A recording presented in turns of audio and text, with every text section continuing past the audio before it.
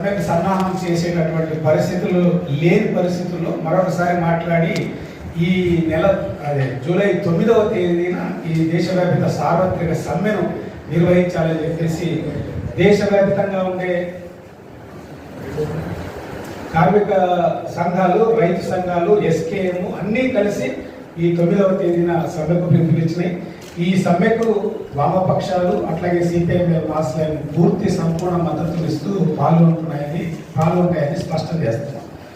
ఒకటి, కార్మిక సంఘాలుగా కనీస వేతనం 26,000 రూపాయలు ఇవ్వాలనేది, ప్రైవేటీకరణను ఆపాలనేది, ప్రభుత్వ రంగ సంస్థలని బలోపేతం చేయాలనేటటువంటిది, ఈ ప్రభుత్వంలో ఉండే అన్ని సంస్థలను నిర్వీర్యం చేసేటట్టుగా బీఆర్ఎస్ పథకం ద్వారా మొత్తం ఉద్యోగస్తుల్ని తొలగించే విధానాలని విడనాడాలని, అట్లాగే రైతాంగానికి సంబంధించి C2+50 పెంచాలనేటువంటిది, అంటే అన్నిటికీ కూడా పెంచాలనేటువంటిది ఈ ప్రధానమైనటువంటి డిమాండ్స్ తోటే ఈరోజు ఈ అందులో భాగంగా సమాన పనికి సమాన వేతనం అనేటటువంటిది కూడా చాలా ముఖ్యంగా కొనసాగుతున్నటువంటిది.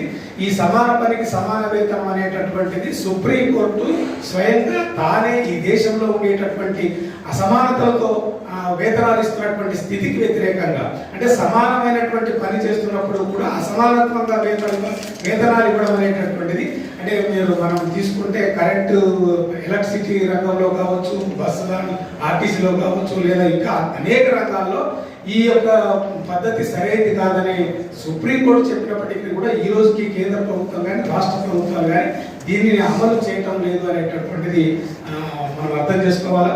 అదే సందర్భంలో రెగ్యులర్ శాశ్వత ఉద్యోగాల స్థానంలో కాంట్రాక్ట్ పేరు మీద, అవుట్ సోర్సింగ్ పేరు మీద, లేదా గెస్ట్ పేరు మీద, ఇట్లా రకరకాల పేర్ల మీద మొత్తం కూడా ఇప్పుడు ఉండేటటువంటి శాశ్వత ఉద్యోగస్తుల స్థానంలో ఇట్లాంటి కాంట్రాక్ట్ అవుట్ సోర్సింగ్ అనేటువంటి వాటినే వాళ్ళు నెలకొల్పినటువంటి స్థితి దేశంలో కనబడుతుంది అనేటువంటిది మనం అర్థం చేసుకోవాలా. అంటే అర్థం మొత్తంగా కూడా ప్రభుత్వ రంగంలో కొనసాగుతున్నటువంటి వాటి అన్నింటినీ కూడా ప్రైవేటీకరణ దిశగా మారుస్తున్నటువంటిది చాలా దుర్మార్గంగా ఈ నరేంద్ర మోడీ ప్రభుత్వం వచ్చిన తర్వాత, గతంలో 90లో ప్రారంభమైనటువంటి సరళీకరణ విధానాలు ఉన్నప్పటికీ కూడా నరేంద్ర మోడీ గారు అధికారంలోకి వచ్చిన తర్వాత ఇది చాలా తీవ్రగతిలో కొనసాగుతున్నాయి అనేటువంటిది మనం అర్థం చేసుకోవాలా. ప్రతి బడ్జెట్లో కూడా నేషనల్ పైప్ లైన్ పేరు మీద ప్రభుత్వ రంగంలో ఉండేటటువంటి వాటిని అన్నింటినీ కూడా విత్డ్రా చేసుకోవడం కోసం మొన్నటికి మొన్నైతే 6 లక్షల కోట్లని విత్డ్రా చేసుకోవాలనేటువంటి ఒక దుర్మార్గమైన ప్రయత్నం అనేటువంటిది కూడా మోడీ ప్రభుత్వం చేసింది. అందులో భాగంగానే LICలో ఒక 10% విత్డ్రా చేసుకునేటటువంటి పరిస్థితి, అంటే ప్రైవేట్ వాళ్ళకు అమ్మేటటువంటి స్థితిని తీసుకొచ్చింది. గతం నుంచి వాళ్ళు ఏమన్నారు అంటే ఈ ప్రైవేటీకరణ చేయడం అంటే కోడి గుడ్డు పెట్టకపోతే ఏం చేస్తాం, కోసుకొని తింటాం కదా అని మాట్లాడుతున్నారు.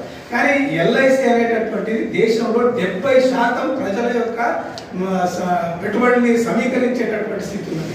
అంతేకాకుండా రాష్ట్రాలకి, కేంద్రాలకి కూడా అనేక రకాలైనటువంటి ఇన్సెంటివ్స్ ఇస్తున్నటువంటి, వాళ్ళకి ప్రభుత్వానికే డబ్బులు ఇస్తున్నటువంటి స్థితి ఈ LIC ఉన్నది. కానీ ఇంత బాగా నడుస్తున్నటువంటి దాన్ని అమ్మడము లేదా ప్రైవేటీకరించడము, ఒక 10% అమ్మడం అనేటటువంటి స్థితి ఏదైతే ఉందో ఇది కాన్షియస్గా దేశంలో ఉండేటటువంటి రైలు రంగాన్ని కావచ్చు, లేదా టెలికమ్యూనికేషన్ కావచ్చు, మొన్నటికి మొన్న 1,00,000 ఉద్యోగాలు తీసేశారు. టెలికమ్యూనికేషన్ 96,000 ఉద్యోగాలని బీఆర్ఎస్ పేరు మీద వాళ్ళు 74 తీయాలనుకుంటే బీఆర్ఎస్ కోరితే వాళ్ళు 96,000 మంది లెటర్లు పెట్టుకున్నారు, మేము ఉద్యోగాల నుంచి వెళ్ళిపోతాం.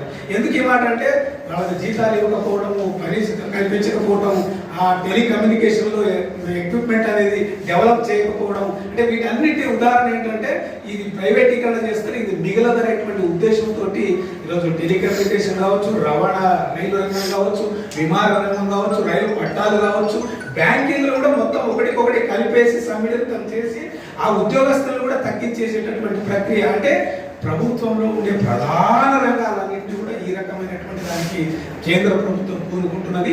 ఇది చాలా దుర్మార్గమైనటువంటి విషయం.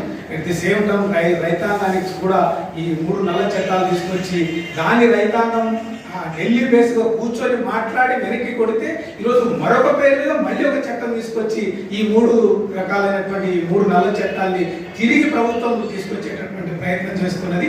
వీటన్నిటికీ వ్యతిరేకంగా రైతు సంఘాలు, కార్మిక సంఘాలు, రాష్ట్ర కార్మిక సంఘాలు ఇవన్నీ కూడా ఈ నెల 9వ తారీఖు ఇస్తున్నటువంటి బంద్లో చాలా క్రియాశీలకంగా పాల్గొంటున్నాయి. దీన్ని బంద్